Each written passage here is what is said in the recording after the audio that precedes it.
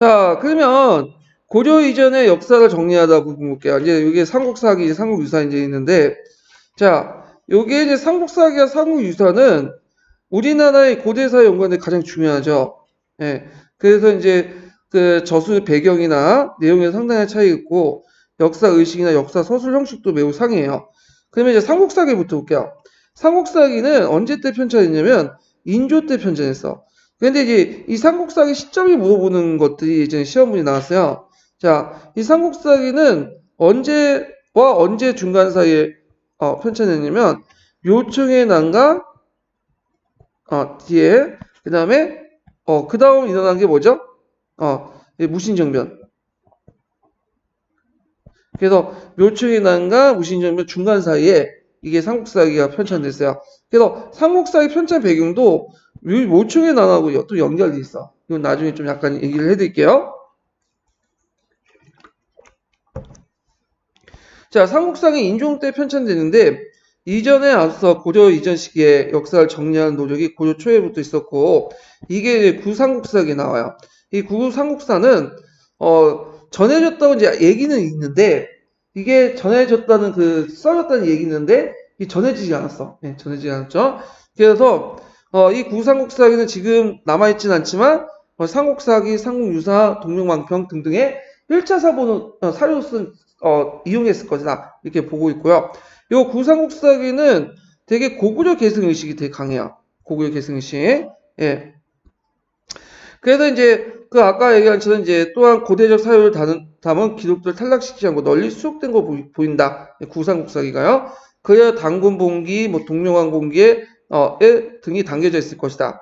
자, 그 다음에 이제 고려가 후삼국을 통일하는 과정에서 발해와 발해 유민에 대한 통합의식이 강하게 내비치고 있었으며 구삼국사는 중미 고구려 발해 역사의식을 담고 있을 것이다. 고구려 역사의식을 예전부터 알고 있었는데 그 심부세면 또 발해 계승의식까지 이렇게 추가되어 있네요. 예. 근데 제 생각 발해 계승의식은 그냥 심부쌤 저자의 그냥 개인적 생각 같아. 그러니까 고구려 계승의식을 담았다. 이렇게 보시면 되겠죠. 그래서 요 고구려 계승의식을 담았다고 이제 볼 수 있듯이 구삼국사가 쓰여졌던 고려 초기는 그 고려가 역사 계승의식이 뭘로 됐다? 고구려 계승의식이 있었다. 근데 성종이나 현종 때 거쳐가면서 신라 계승의식으로 바뀌었다가 부인정변 때는 다시 뭐냐면 고구려 계승식 이렇게 돌아가는 거죠. 자, 현존하는 삼국사기는 구삼국사기를 바탕으로 썼지만 여러 가지 측면에서 좀 달라요. 일단은 누가 썼죠? 김부식이 썼죠. 김부식이. 그래서 이제 이 김부식은 혼자 쓴 사서는 아니에요. 이거는 20명 넘게 데리고 오면서 김부식이 이제 편찬 지도 총감독관이라고 보시면 돼요. 그래서 삼국사기는 김부식 개인이 쓴 게 아니라 국가의 지원을 받는 간찬 사서예요. 예. 자, 인종 때 국내 이제 국외 권한이 세태하고 여진족이 이제 새로 등장해 고려 압력을 가해와 국내 정치에 커다란 파동이 있었고 그때 배경을 쭉 얘기하는 거예요. 국내적으로는 그 문벌 귀족 가운데 독주하는 이자결 난이나 문벌 귀족체의 모순이 나왔죠. 자, 거기에다가 이제 뭐냐면 또 서경을 천도하려는 모충의 난도 일어났죠. 모충의 북진 정책. 근데 이 모충의 북진 정책이 무슨 사상을 바탕으로 했냐면 여러분들 알때 풍수 도참이죠. 서경 기치설. 자, 이걸 진압하고 나서 이제 모충의 난이후에 민심이 이제 분열되고 그랬잖아. 그러니까 좀 수습할 필요했어. 근데 수습하려면 뭘 기준으로 수습하냐? 예전에 묘총이 내세웠던 게 뭐예요? 풍수 도참이죠. 그리고 예전에는 뭐 남경기치서, 김희재가 그러니까 남경기치서이니 서경기치서 다 풍수 도참이야. 그러니까 유교적 입장에 볼 때는 말도 안 되는 소리지. 유교에서 말하기를 뭐냐면 개덕불언난신 공제가 말했죠. 무징불신. 그러니까 기괴하고 신기한 건 얘기하지 않고 꼭 팩트에 입각해서 얘기해라. 그 말 아니야. 그러니까 그 기준에 보면 풍수 도참은 말도 안 되는 비기대에 불과하고 척결 대상이야. 그러니까 당연히 삼국사기는 이런 것들을 이제 노총의 난을 분열의 진압을 민심을 수습하고 국왕중심의 중앙집권을 강화하고 이런 목적에서 썼고 이때 이제 뭐냐면 삼국사기 기준을 뭘로 썼다? 유교적 사관.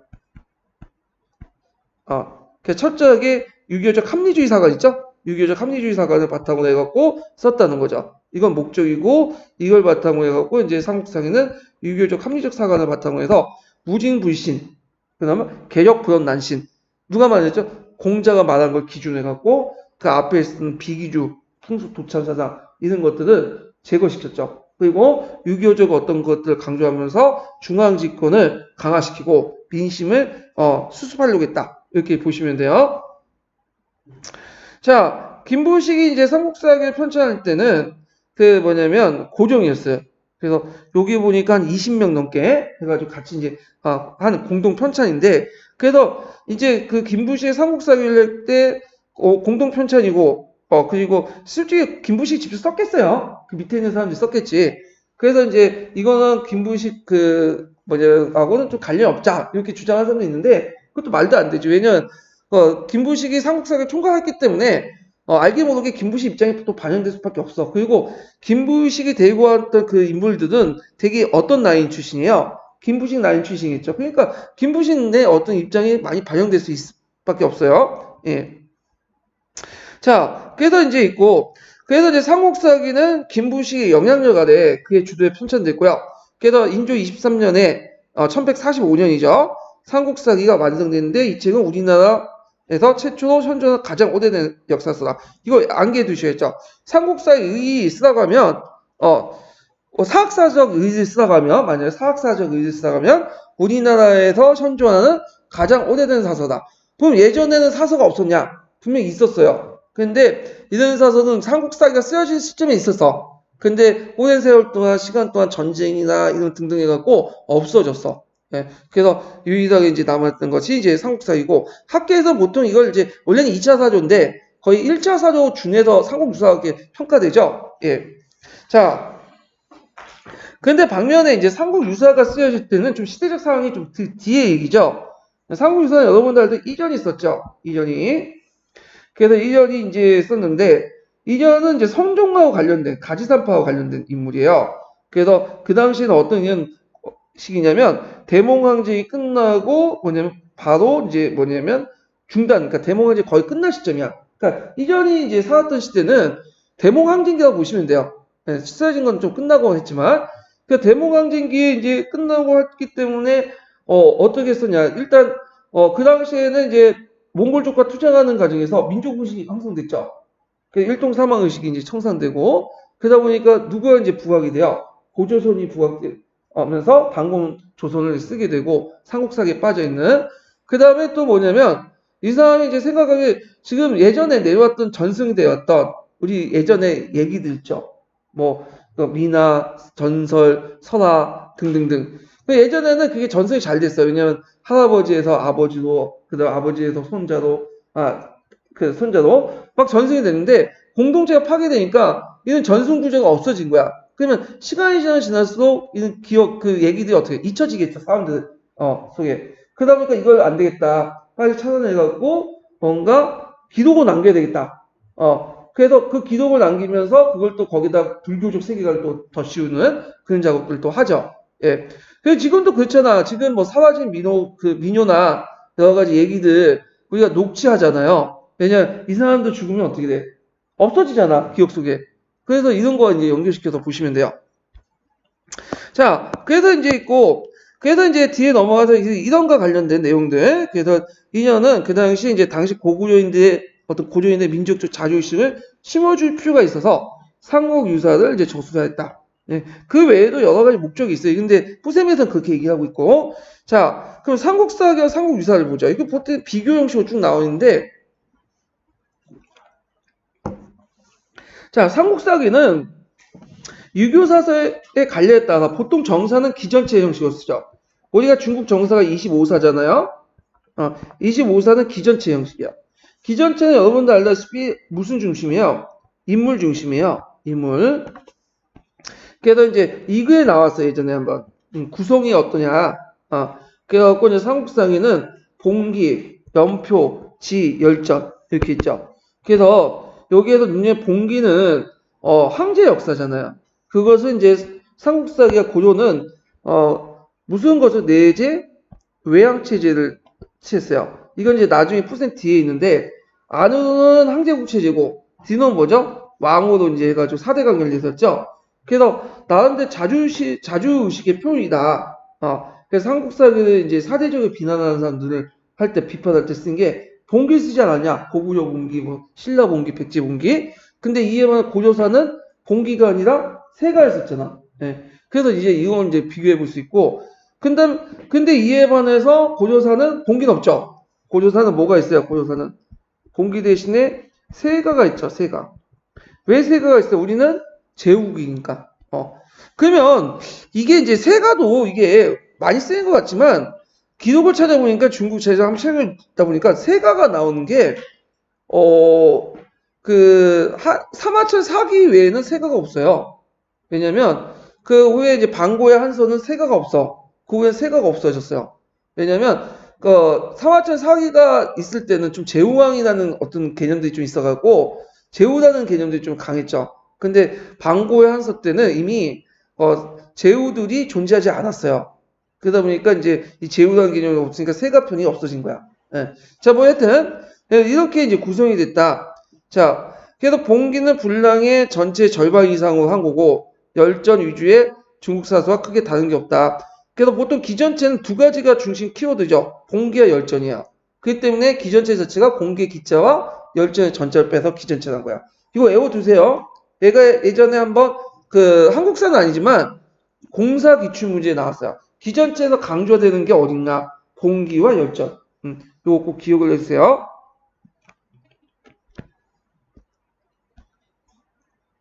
하여튼, 요거는 이제, 근데, 봉기와, 근데 여기에서는 중국의 사서가 봉기와 열전이고, 여기는 봉기 위주이다. 예, 이걸 얘기하는 거예요. 차이점 얘기하는 건데, 제가 이제 중국 사서 설명하다가, 잘못 설명했네. 예. 그래서 중국의 사서는 봉기와 열전, 이렇게 해갖고 둘을 강조하지만, 상대적으로 볼 때, 봉기가 절반 이상이기 때문에 중국 사서, 열전 위주의 중국 사서가 좀 다르다. 그래서, 이렇게 좀 기억하고. 근데 차이점은 여기 좀 잘못해. 중국 사서도 봉기 강조해요. 그래서 봉기와 열전 강조하는데, 여기는 좀 약간, 삼국사기와 좀 맞춰서 설명하니까 그렇게 기술한 것 같아요. 하여튼, 외워두시고. 자, 여기에는 정치, 천재지변, 전쟁, 외교관계, 이런 내용들이 담겨 있고, 그 다음에 당시 삼국의 정치, 사회상을 보여주고 있다. 그 다음에 이제 여기에도 지다는 거 있는데, 지다는 거는 서와 연결돼 있죠. 어떤 특수 목적의 역사, 어떤 특화된 분야사를 얘기하죠. 그래서 8개 항목으로 구성됐고, 열전에는 개인 정기가 실려 있는데, 요게 좀 많이 비판받는 게 뭐냐면, 고구려 백제 신라 중에 신라인들을 많이 저수했어. 특히 김유신에 대해서 상당히 강조를 했어요. 다른 열전보다 더 김유신 열전이 되게 많아. 근데 이제 요게 또 뭐냐면 비난하는 사람도 반박하는 사람 뭐냐면 그 당시에 백제와 고구려에 관련된 기록이 없었다는 거죠. 예. 그래서 어쩔 수 없이 신라 중심으로 쓸 수밖에 없다. 이렇게 이제 얘기하는데 그래서 삼국사기는 체계적인 체계적인 서술 방식을 택해 많은 역사적 사실을 정리함으로써 삼국시대의 우리 역사를 재구성할 수 있게 했다는 점에서 전체의 역사적 의미가 크다고 할 수 있다. 이렇게 이제 보면 되고요. 자, 삼국유사는 삼국사기처럼 일정한 서술체계에서 구애됨 없이 자유롭게 형식으로 서술되는데, 어떤 분은 이 삼국유사가 어떤 체냐, 이거 물어보는 사람이 있어. 그래서 이제 되게 공무원 시험에 그렇게 나왔다. 기사본말체, 기사본말 유사체라고 이렇게 되어 있더라고. 기사본말 유사체. 예. 기사본말 사건 중심이죠. 예. 사건 중심 기사본말과 유사하다.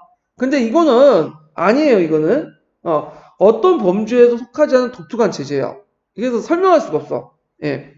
자, 하여튼 삼국유사라는 말 자체가 책 이름에 알다시피 뭘 보충한다는 얘기죠? 삼국사기를 보충한다는 거야. 그러니까 삼국사기에 빠진 부분을 보충한다. 그렇지만 실제 그 내용을 보면 삼국사기가 다른 독자적인 어떤 체계를 가지고 있어요. 예. 자, 이전은 고기, 예전의 기록가, 그 다음에 사지, 금성문, 고문서, 사서, 승정, 문집 같은 여러 이제 강범위한 자료들을 이제 수집을 했죠. 그래서 이걸 바탕으로 해서 중국 측 사료를 모았고 자기가 직접 들고 발굴한 민간 전승들도 뭐냐면 제시했죠. 그래서 그때 민간 전승이나 수많은 서러와 전설을 기이편에 많이 실어놨어요. 기이편에. 예.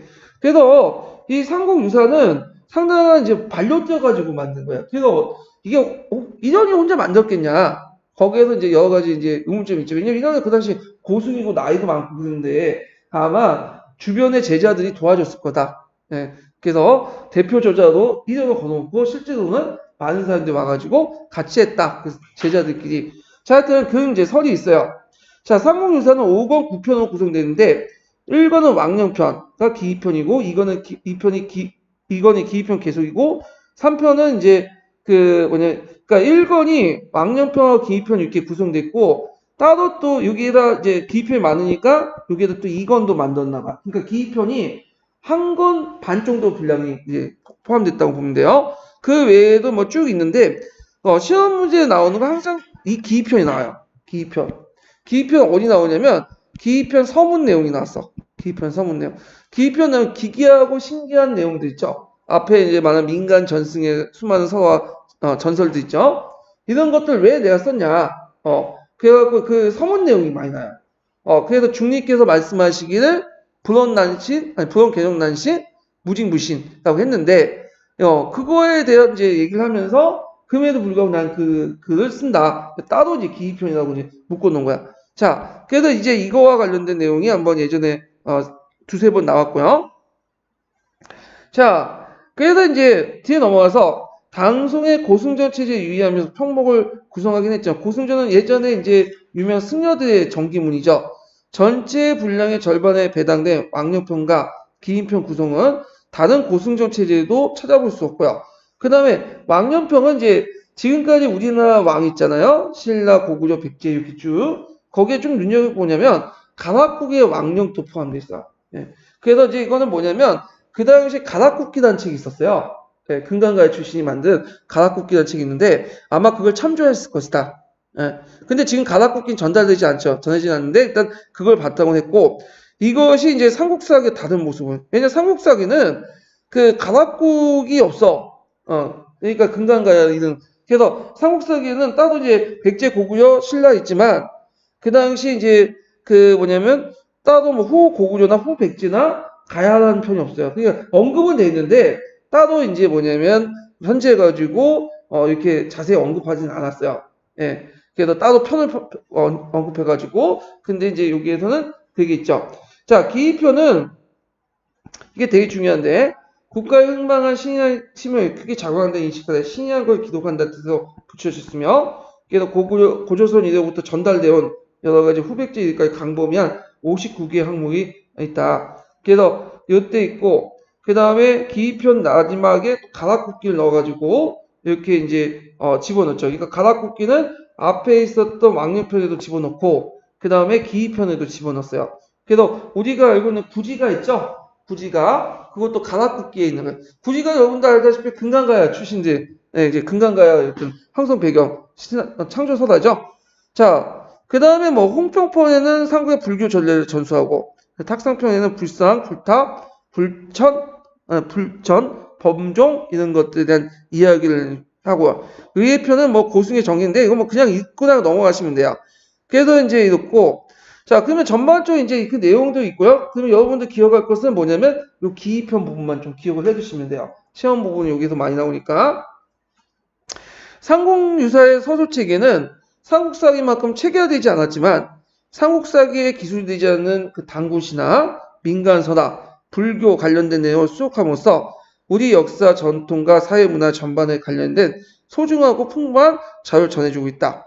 그리고 특히 다른 책에서 전해지지 않는 신라 한가가 11수나 적혀 있어서 실려서 국문학 연구에 귀중한 자료를 제공했다. 그래서 삼국유사의 의 있죠. 그래서 단군시나 어떤 민간서나 불교와 관련된 내용에서 우리나라 역사의 정통과 사회 전반에 관한 걸 풍부한 자료를 제공해 있다. 그래서 삼국사에 있는 내용을 보면 삼국사하고 비교되는 부분이 되게 많아요. 삼국사기는 유교적 합리주의 사관에서 좀 우리가 납득할 만한 표현을 썼어. 근데 그 삼국유사 같은 경우에는 똑같은 걸 쓰더라도 좀 가장되고 판타지하고 신화적 요소도 되게 많아.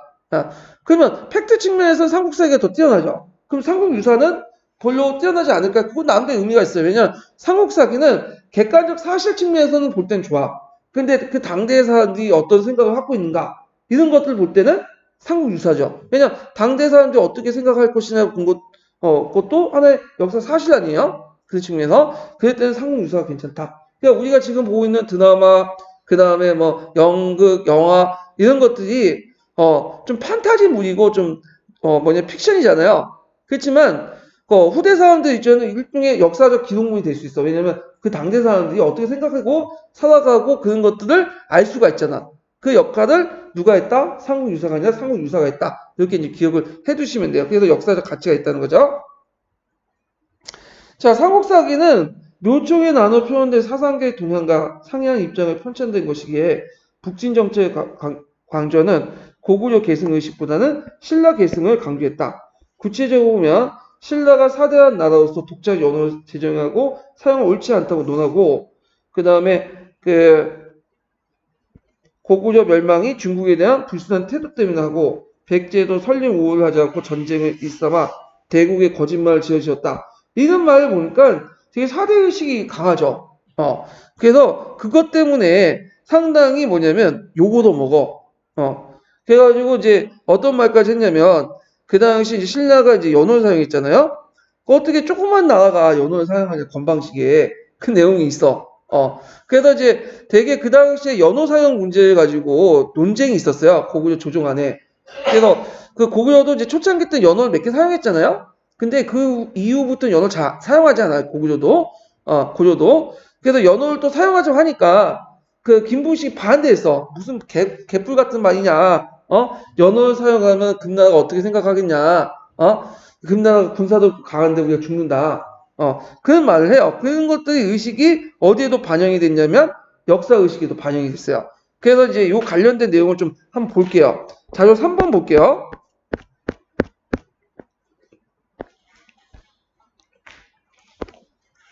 3번이 아니라 1번부터 좀 보고 넘어갈게요. 이거 이제 보는. 자, 1번은 뭐냐면, 기의편이야. 기의편. 내가 왜 기괴하고 신기한 얘기를 썼는가. 그래서 선을 말한다. 이 선은 뭐죠? 삼국유사의 기의편 서예요. 이게 이제 그 시험에 사료수 많이 나오는데 되게 삼국유사는 이게 나와. 그래서 대저 옛선인들이 예하고 나라를 훌륭하고 인이로서 가르쳤으며 개상한 심이나 난잡한 귀신을 말하지 아니하였다. 누가 얘기한 거예요 지금? 공자가 얘기한 거죠. 그러나 재앙들이 일어날 때 부명을 안고 도덕을 받아서 반드시 보통 사람보다 다른 것이 있은 뒤에 큰 번날이 있는 길을 타서 대기를 잡고 대업을 이뤘다. 그래서 그 관련된 내용이 쭉 해서 예를 들고 있어요. 뭐 요도 나오고 뭐 여러 가지 복기시도 나오고 있는데 여기 기록들이 대중국 기록이야. 그렇죠? 그리고 이런 인물들은 유교에서도 강조되는 인물이에요. 그러니까 유교 사서에 보니까 그런 얘기했다는 거야. 근데 이건 뭐냐? 유교도 유교적 신선성에 입각해서 일반 범인이나 뛰어난 인물들이 나타날 때 이런 신기하고 기이한 얘기도 나온다는 거죠. 그러니까 과연 그러면 우리의 삼국의 시초들은 그 범인이나 뛰어난 사람이니까 당연히 유교적 신성성의 개념을 바탕으로 해서 쓸 수 있지 않느냐 이런 얘기를 지금 하고 있는 거야. 그래서 우리가 이제 따로 이 신이라는 얘기를 모아서 막 시편을 만들고 했다. 그래서 내가 왜 이런 그 뭐냐면 기표를 만든 의도를 여기 밝히고 있는 거죠. 지금 그 내용을. 그래서 삼국유사는 삼국사기의 합리적인 어떤 유교관을 비판하고 유교적 신성성에 입각해서 그 글을 수용했다. 근데 이제 주의할 것은 삼국사기 자체를 부정한 건 아니에요. 근데 삼국사기에 이제 부족한 부분을 채우고 삼국사기 기록하지 못한 부분들을 유교적 신성성이라는 개념 속에서 포함시켜서 했다. 나중에 동명왕평이라는 것도 똑같은 얘기예요. 동명왕평도 유교적 신성성 개념 있죠? 예. 그래서 이런 내용도 이제 같이 기억을 해두시면 될 것 같아요. 이건 이제 국부셈에 있는 내용인데. 자, 그 다음에 뒤에 넘어가서요. 이건 뒤에 이제 있고,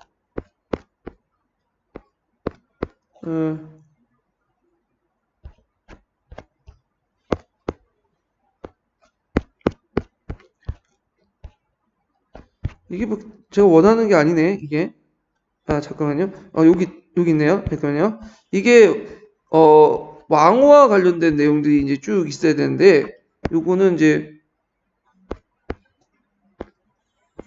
자, 자료 3번을 잠깐 볼게요. 자료 3번은. 자, 자료 3번은 이제 뭐냐면, 고구려가 이제 고구려 관련된 내용이야. 이게 누가 얘기한 거냐면, 거기 이제 보시면 알겠지만, 삼국사기의 보장과 관련된 내용도 있죠. 자, 여기 전반적으로 다 읽지는 못하지만, 고구려 멸망 원인들을 얘기하고 있어요. 왜냐면, 여기 보시면, 뭐, 고구려가 오히려 불순하게 중국의 조소와 명령을 거역하고, 천자의 사신을 토방으로 가두게 됐다. 그래서 이 고구려는 이가 고집스럽고 겁이 없었기 때문에 여러 번의 죄를 묻는 정벌의 군사를 부르겠다 하면서 고려가 건방지기 때문에 당나라 공격을 받았다. 그래서 너네들 망하는 건 당연하다. 이런 논리야. 예. 그래서 이걸 사돈에 적어놓은 거야. 이걸. 그러니까 역사의 팩트에 적어놓은 게 아니라 사차로 해갖고 적어놓은 거예요. 그래서 이제 고구려 멸망에 대한 의미를 나름대로 했는데 물론 이거는 이제 김부식의 영향력 아래 이제 다른 사람이 썼겠지만 하여튼 그 내용들을 이제 했겠죠. 자, 그래서 이렇게 있고 자, 그 다음에 이제 이렇게 있는데 요거 정도 보고 넘어가죠. 그거 하고 제가 원하는 그런 것들이 이제 아니네요. 이거는 제가 이제 연호 사용 문제인지 알고 근데 일단 다시 앞으로 돌아가서 자, 그 다음에 이제 연호 사용 문제를 또 하죠. 그리고 삼국이 맨 처음 아까처럼 돌아가서 487페이지 그리고 삼국이 각각 독자적 연호가 있음에도 불구하고 중국이 있는 이상 독자적 연호를 사용할 수 없다는 이유로 이를 묵살록했다.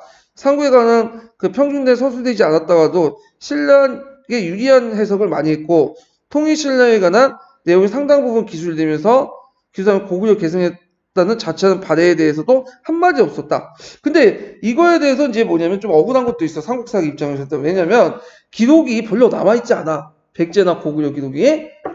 그래서 간신히 건수도 맞췄어요. 삼국사기, 그러니까 신라본기, 고구려본기, 백제본기. 그리고 신라본기만 따로 할 때도 볼 때는 백제본기하고 고구려본기가 적어. 근데 다만 신라는 뒤에 통일신라 부분까지 있으니까 좀 많아 보이는 것 뿐이고 그리고 백제본기와 고구려본기도 하도 기록이 없다 보니까 열전에 있는 내용을 하고 본기 내용이 겹쳐요. 그러니까 여기 한번 썼다가 여기 한번 쓰고 쪽수를 마시려고 상당히 노리고 한 거야. 그래서 거기 쓸 때 자기도 이제 너무 어려웠다, 너무 기록이 없어가지고 그런 것도 이제 반영을 하니까 이거 비판할 때 이런 반응 이런 거에서 이제 삼국사기에 쓴 뭐냐면 재비판할 때 그런 내용을 썼고 주장했던 사람들이 많고요. 그 다음에 발해나 고조선이 없다. 단군신라 없을 수 없죠. 삼국사기는 단대사예요. 통사가 아니야. 그러니까 삼국의 역사니까 당연히 빠져있겠죠. 예. 그러니까 이제 있고, 그럼 삼국유사는 왜 적었냐? 삼국사기에 빠져있는 걸 쓰니까 제가 적어놓은 거야. 예. 그래서 통사가 아니라 단대사인데 무슨, 발해나 뭐 고조선 안 적어놨다. 이건 말이 안 된다. 그래서 이거에 대한 비판에 대해 삼국사의 비판에 대해 또 재비판. 이런 것들이 이제 있고요. 자, 또한 삼국사기는 풍수지나 정통적 사유치지. 아까 이제 서경기지선이나 안경기지선 이런 것들 비판하고 뭘 포방했죠? 유교적 합리주의 사관을 포방했죠. 예. 그래서 정치의 교훈을 위해서 유가적 입장을 견지하여 그에 합당한 사실을 선택하고 윤문을 가함으로써 고대적 사유를 포함한 신이라는 기록들과 불교 세계가 입각한 생활상에 대한 기록을 배제했다.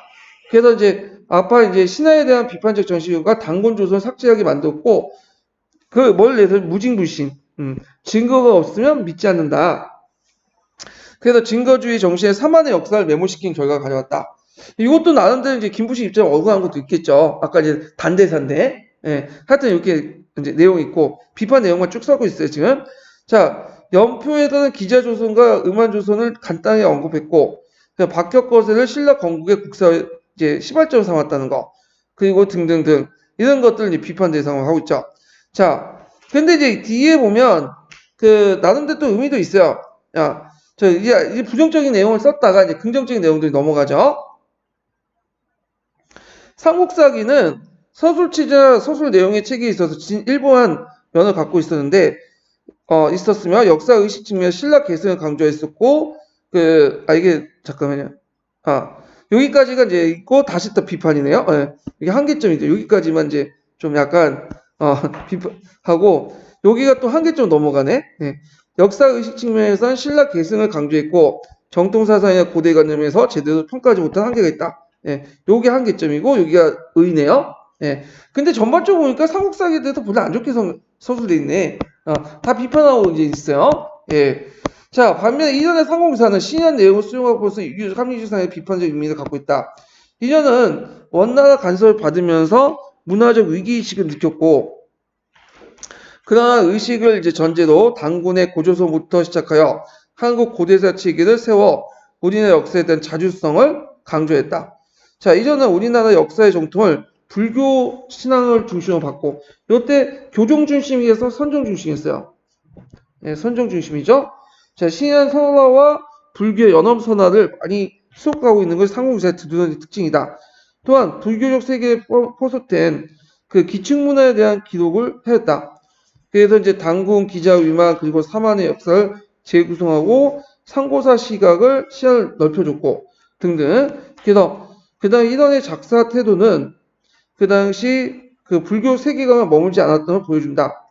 그래서 삼국사가 다른 역사의식을 소지하고 있었고 고대사의 체계가 다르게 제시되어 있으며 모아진 자료도 지배층, 유교의 가치를 강조하는 것이 아니라 불교 내지 민간신화, 기층문화에 대한 것이 다수이다. 삼국사기나 삼국유사는 고려 이전 시기의 역사를 다루고 있지만 역사의식에 큰 차이가 있기 때문에 서술 내용에 상당한 차이가 있다. 그 다음에 그렇지만 두 나라의 공통점이 있어요. 뭐냐면 두 사설의 공통점은 신라 중심이야. 그리고 바대사를 거의 서술되지 않았다. 이게 이제 뭐 한계점, 공통점 이렇게 볼 수가 있겠죠. 신라 계승의식, 그다음 바대사를 거의 기술되지 않았다. 이렇게 이제 보시면 될 것 같아요. 자, 그 다음에 동명왕표 제왕후기 보죠. 자, 동명왕표 제왕후기는 이제 보면 동명왕표는 언제 쓰여진 거죠? 무인정권 시기 때. 예. 그래서 이규보가 있었던. 그래서 요거는 확실히 계기죠. 동명왕표 우리가 잘났다. 근데 제왕후기는 뭐냐 이순이가 쓴 제왕후기는 이건 원간석기예요. 그러니까 누구의 눈치를 볼 수밖에 없어요. 원나라 특히 이순이 같은 관리 출신이잖아요. 그래서 항상 할 때 조심하게 써. 그래서 누구하고 비교하죠? 항상 중국과 우리나라를 비교해서 중국의 얘기를 하면 또 우리나라 제왕후기가 얘기해요. 그러니까 제왕후기가 제와 왕의 얘기야. 그래서 제왕의 얘기는 제는 황제 얘기하고 황제 우는 왕은 누가 얘기죠? 고려왕. 이걸 웅기다는 뜻은 뭐예요? 이거를 이제 서사시로 썼다는 거야. 시 형태로.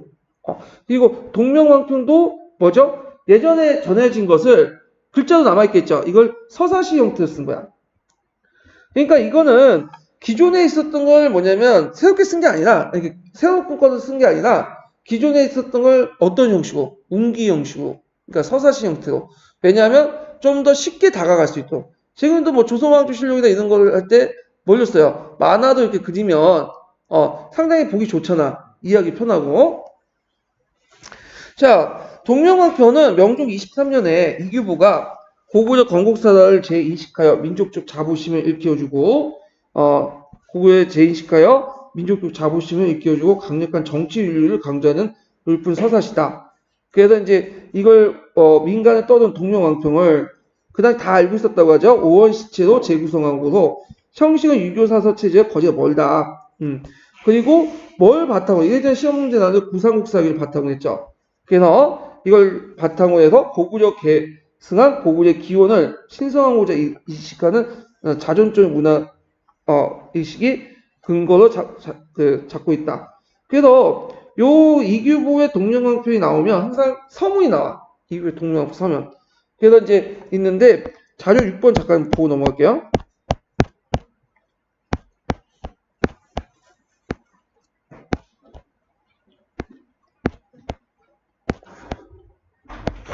자, 이 서문 내용은 이 서문은 꼭 기억을 해두세요.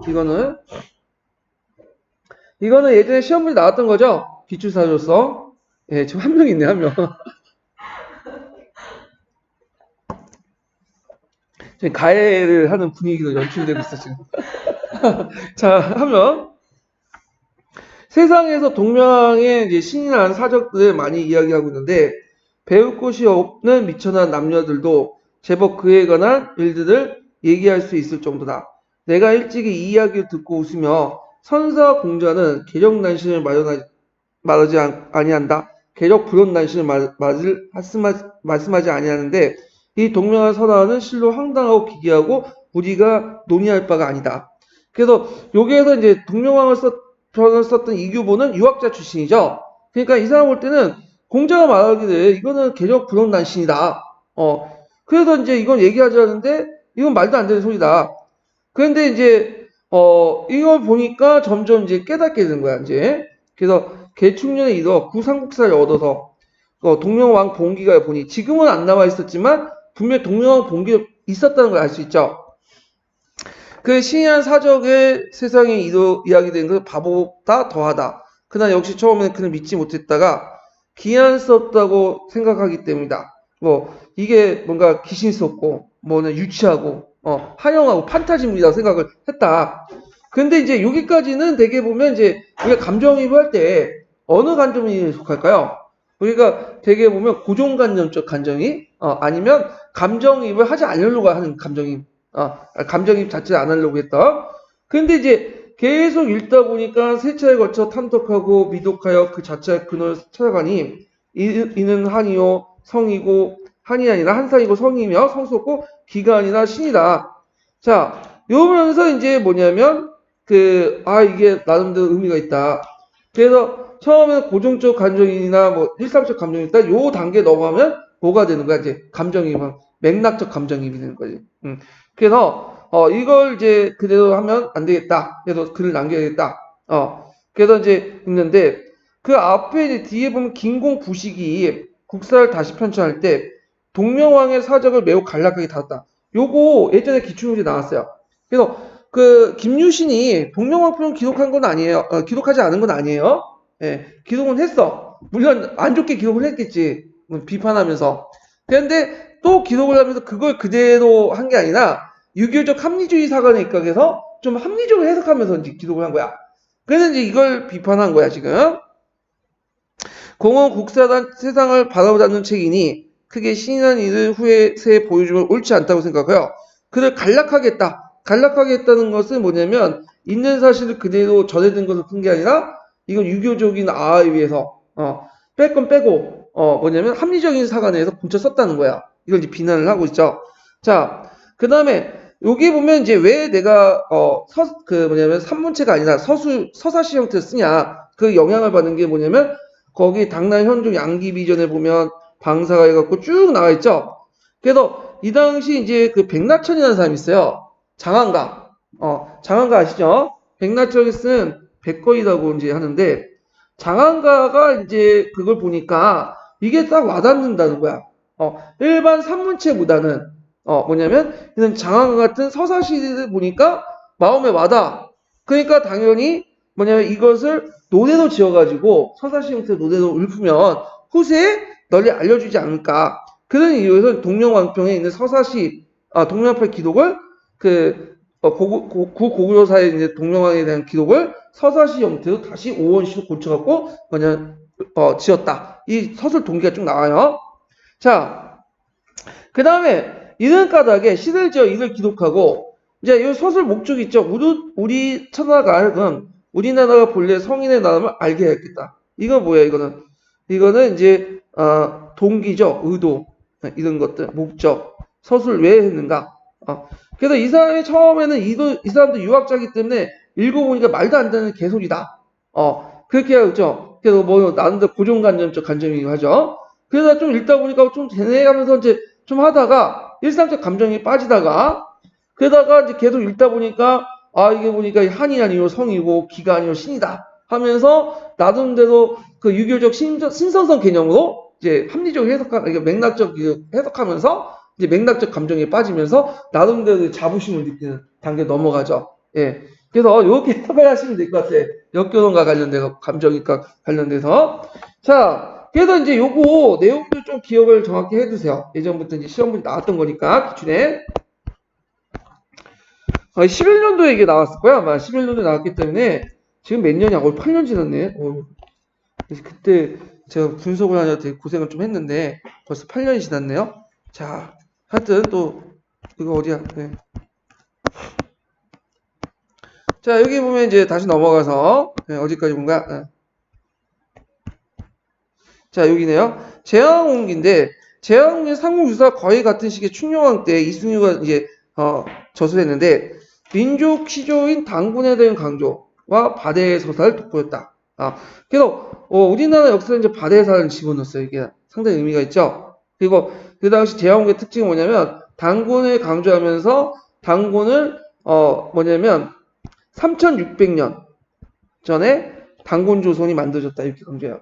3600년 일종의 당군 기원을 최소 제시했죠. 물론 지금 생각하는 BC 2033년은 아니지만 이거는 이제 나중에 동국통감 때 얘기한 거고 3600년이라는 개념은 이제 6.26 참의서 되면 60이라는 숫자가 제일 길이거든요. 60감지야.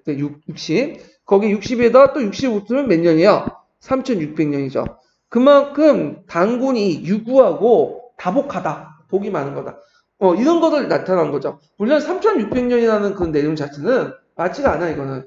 역사 팩트는 아니에요. 그렇지만 이 3600년이라는 인식을 통해서 당군의 기원을 3600년을 잡은 것을 통해서 다복성과 기원성, 유구성, 다복하고 되게 기원이 유구하다는 걸 이제 그 당대의 인식을 이제 알 수가 있는 거죠. 자, 그래서 이렇게 해서 나는데 대등하게 해서 제왕후기도 구삼국사에 영향을 받았다. 그래서 이제 상건의 오연식에서 중국의 역사를 이제 서술했고 하어건은 우리나라 역사를 이제 쭉 서술했어요. 그래서 시의 형식으로 이제 쓴 것들이고요. 그래서 이제 시의 형식으로 된 문학적인 까닭에 정거 인용이 미흡하지만 가능한 문헌에 의거해서 역사 소설의 객관성을 높이려고 했고 고대 국가의 창업주의에 참여하고 유교와 불교 문화의 정통에 대한 균형을 가지고 소개했다. 처음으로 우리나라 역사 하나의 통사체계를 수술할 때 큰 의미를 부여했다. 여기에서 이제 나는데 뭐가 나와요? 예. 나는데 사학살적 의의가 나오죠? 여기 고대 국가의 창업주의에 참여하고 유교 불교 문화의 정통에 대한 균형을 가지고 소개했고 이게 처음으로 우리나라 역사를 하나의 통사체계 속에 기록한 데는데 큰 의미가 있다. 통사라는 것은 처음부터 끝까지 다 포괄해서 가르친 거야. 그래서 이제 바대사도 이렇게 적어놨다고 했죠. 자, 그래서 이제 또한 고려시기의 역사서 가운데 중국사에 대한 가장 많은 정보를 제공한 책이라는 점도 주목된다. 왜냐하면 제왕후기 할 때 제는 중국의 역사와 관련된 거잖아. 네. 그래서 이제 있고, 그래서 고려시기에는 삼국사의 삼국유사가 대표적인 역사서이지만 급하게도 다수의 역사 저술이 만들어졌다. 그러나 역사 서술 형식 면에서 다양성을 보이며 역사 의식침에 상당한 차이가 있다.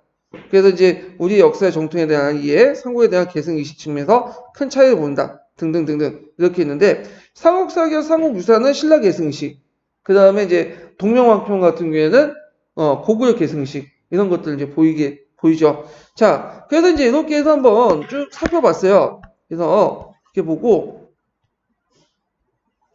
자 거기 위에 보면 삼국유사가 있네요. 삼국유사. 자 삼국유사 보면 있는데 현재까지 고조시 각본이 발견되지 않고, 그러니까 원판은 발견되지 않고 거기 이제 계속 이제 뒤에 이제 원판보다는 뒤에 계속 찍어낸 판들 있죠? 그걸 이제 했는데 완본으로서 완본은 뭐예요? 완전히 갖춘 완전히 갖춘 목판으로서 찍어낸 판본은 언제 했냐면 조선 중종 때 그 다음에 경주부사 이계복이 찍어낸 거죠. 이계복에서 중간된 정독본이 최고본이다. 예, 중종 때. 그 예전에 한번 삼국사기와 관련돼서 나왔죠. 삼국사기. 그 삼국사기의 5대본이 언제 있냐. 그때도 중종 때예요. 이때도. 예. 그 옥계 서원에서 나온 거죠. 예. 그 예전 나왔잖아요. 예, 옥계 서원에서 찍어낸 옥계 서원인가? 잠깐만. 기억이 안 나네. 잠깐만요. 제가 이제 착각을 했는데 옥계 서원이 아니라 옥산 서원이에요. 옥산 서원. 예. 그래서 그때 이제 옥산 서원에서 발간된 1573년에 발간된 그 삼국사기가 완질판으로서는 최고 오래된 거예요. 그래서 중종 때 발간을 했다고 해요.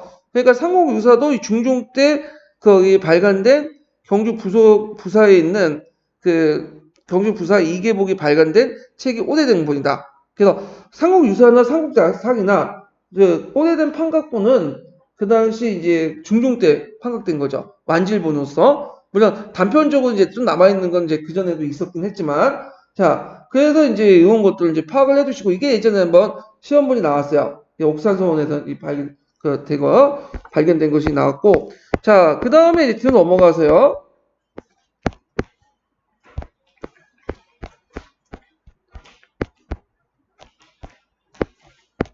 쭉쭉 넘어가서, 거기 이제 잠깐 이제 자료 7번에 보면 제한국의 형식이 나오죠? 상권은 주로 누가 되어 있냐면, 중국의 역사. 이렇게 되어 있고, 하권은 이제 뭐냐면, 우리나라 역사. 이런 식으로 이제 쭉 구성되는 그 내용들이 이제 나와 있고요. 자, 그 다음 장이 이제 뭔 장이냐면, 금속활자와 이제 청자와 관련된, 예, 요것도 나올 수가 있어요. 예, 금속활자, 청자.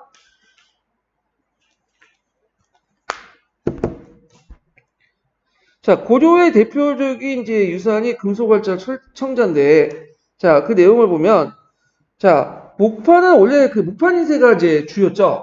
목판인쇄수는 제일 세상에서 이제 일찍 그러니까 목판에서 동일한 인쇄물을 많이 찍어낼 때는 되게 편리해요. 예, 목판 한번 해가지고 만들면 계속 하죠. 그래서 이제 우리나라도 이제 석가탑에서 말하는 다라디경이 제일 오래된 그 목판 인쇄물이죠. 그러나 이제 문제는 이게 그러니까 소종 대량 생산은 가능해. 그러니까 작은 여러 종류가 아니라 뭐 한두 종 있죠. 한두 종을 대량으로 생산할 때는 목판이 필요한데 문제는 이게 뭐냐면 다종 소량 생산일 경우에는 상당히 문제가 있어요. 예. 그래서 이럴 때는 목판을 하나하나 뭐냐면 깎아야 되잖아. 만들어야 되잖아. 힘든 거야. 그래가지고 이제 쉽게 말하면 우리가 이제 보면 그 소설책이니 하면서 이제 많은 사람들이 보는 거 있죠. 예, 그런 것들은 많이 찍어낼 수 있죠. 예, 교육학 같은 책들은 뭐에 맞겠어요? 목판 인쇄술에 맞겠죠. 교육학은 많은 사람들이 찍어내잖아. 근데 전공 소득도 있죠. 그러면 수요량은 적은데 많이 그 종류는 많잖아. 그럴 경우에는 뭘 찍는 거예요? 목판 인쇄에 적합하지 않기 때문에 할자 인쇄를 해야 돼. 할자 인쇄는 할자를 만들어 놓고 짜맞추면 한 판 찍고 그 다음에 또 풀어가지고 또 다른 책 찍고 그럴 수 있잖아요. 여러 번 다양도로 이제 이용할 수 있죠. 그래서 이제 이 사람들이 이제 할자 인쇄술이 편리하는데 그러니까 다종 소량 인쇄 때 할자 인쇄술을 처음으로 개발한 거는 누구냐면 중국이에요. 북송 시대 때. 그래갖고 이제 그 북송의 필승이라는 사람이 차흙으로 할자를 만들어서 책 인쇄를 했고 그 흙을 악유로 굳혀서 만든 종이할자를 만들었죠. 종이할자. 근데 이걸 딱 보시면 알겠지만 흙으로 만들기 때문에 어떻게 해요? 뭉개지죠. 조금만 쓰면. 예. 그래가지고 이게 문제가 있었어. 근데 이제 우리나라 같은 경우에는 이제 할자 인쇄 더 필요했는데 우리나라 시장이 좁아요. 시장이 좁고 근데 중국하고 이제 할 때 사람들은 다 같이 하잖아. 그러니까 큰 학교나 작은 학교는 이름 똑같잖아. 수량만 작을 뿐이지. 대상만 작을 뿐이지. 맞아요. 우리나라는 그 중국보다 더 할자 인쇄가 필요한 게 다품종, 그러니까 다종 소량으로 찍어내기가 더 필요성이 더 크죠. 그러다 보니까 할자 인쇄술의 개발 필요성을 많이 느끼게 된 거야. 그러면서 이게 중국의 할자 인쇄를 좀 개량해서 만든 게 금속 할자야. 그러니까 예전에 그 중국 할자든 진흙으로 이렇게 만들거나 목 할자 해갖고 그 나무 깎아서 할자 만들고 다 근데 뭉개져. 많이 쓰면. 근데 금속 할자는 아무리 찍어내도 상대적으로 뭉개지지 않고 마모가 좀 적죠. 그래서 금속 할자를 이제 고려해서 이제 처음으로 찍어냈다. 자, 고려의 금속 할자가 만들어진 12세기, 13세기죠. 그래서 이제 그 금속 할자가 만들어진 인쇄를 하려면 몇 가지 기술적 전제가 있어야 되는데 우선 질기고 깨끗한 얇은 종이가 있어야 되죠. 그래서 고려의 품질이 우수한 종이를 생산하여 중국에 수출했고 중국에도 또 높이 평가를 했고요. 그 다음에 이제 인쇄에 적합한 먹을 갖추고 있어야 돼. 이게 종이도 있어야 되고 먹도 있어야 되죠. 자, 그래서 이제 고려의 숭목은 유성목이 되게 이제 있고 그 다음에 하할자를 주조할 수 있는 기술이 있죠. 그래서 이제 그 전에 이제 고려에서 청동의 대량 생산도 가능했고 금속 세공 기술이나 청동 주조 기술 이런 것들 발전됐고 그 다음에 할자와 할자를 연결시킬 수 있는 전착성 물질도 개발 필요해요. 자, 이런 것들이 가능해야지만 뭐냐면 금속 활자들을 만들 수가 있어. 예. 그래서 이제 기록에 보면 고려에서 금속 활자 최근 인쇄 구체에서 13세기 전반에 보이는데 거기 이제 남면, 청하상, 송중도가, 중종본, 예, 중종본 2판 인쇄를 했다는 거야. 제2의 글을 보면 이 책은 선문에서 가장 중요한 책인데 전하는 것이 많지 않아 얻어보기 어려워. 주자본에 이거에서 그 고조 뭐 26년에 다시 새겨 널리 전했다. 라는데 그래서 이전에 이제 1239년 이전에 금속활자가 이미 만들어져서 사용했음을 알려주고 있다. 근데 요거를 이제 근데 이거는 학계의 공식적인 견해는 아닌 것 같아요. 요거는 이제 건너뛰고 뭐가 이제 학계의 공식적인 거냐면 명확한 거냐면 삼전고금리예요. 이건 외워두세요. 인종 때 만든.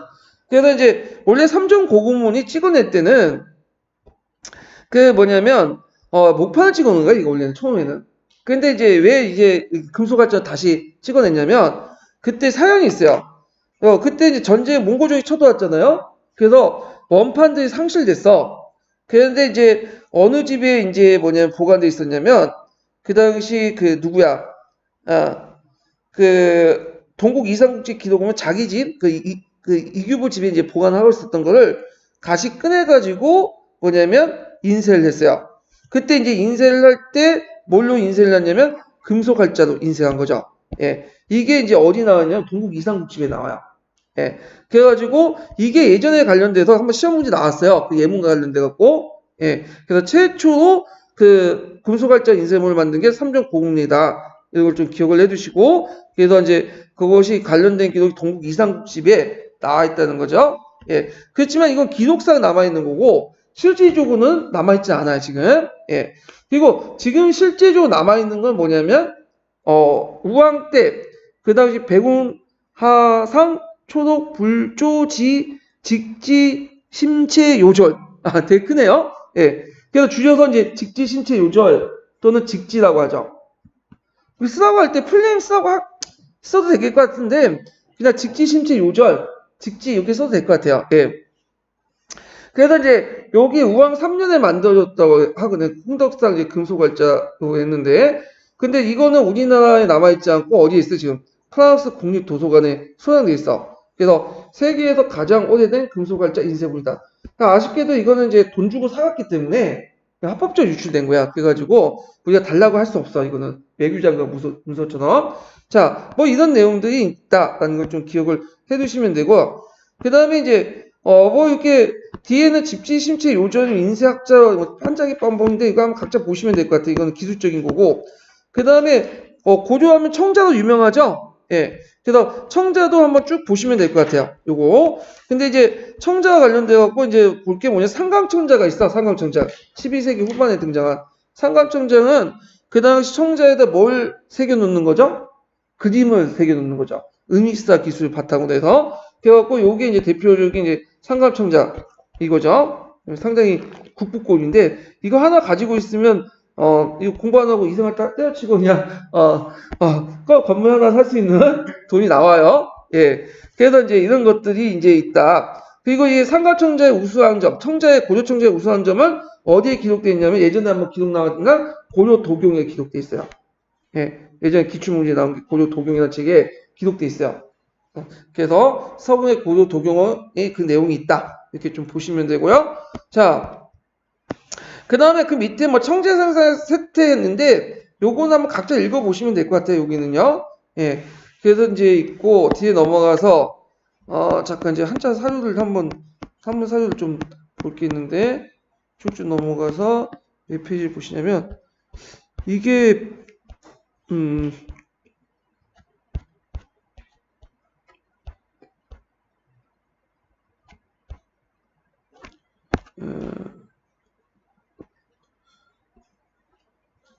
요 밑에 보면 뭐가 보이냐면 고려 도경에 관련된 내용 있죠.